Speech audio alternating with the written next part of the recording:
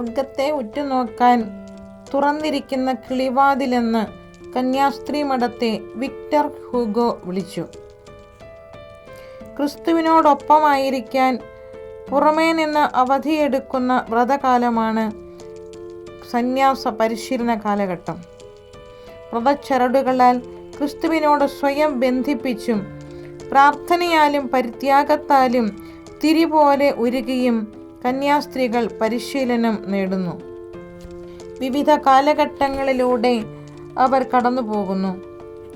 ഇനി അവർക്ക് തന്നെ സ്വന്തമല്ല, അവർ കർത്താവിൻ്റെ സ്വന്തമാണ്. ആവിലായിലെ വിശുദ്ധ അമ്മ ത്രേസ്യ സ്നേഹാധിക്യത്താൽ ഈശോയോട് പറഞ്ഞു, ഈശോയെ, ഞാൻ ഈശോയുടെ സ്വന്തം ത്രേസ്യയാണ്. നീ ആരാണ്? മധുരോദാരതയോടുകൂടി ഈശോ മറുപടി നൽകി, ഞാൻ ത്രേസ്യയുടെ സ്വന്തം ഈശോയാണ്.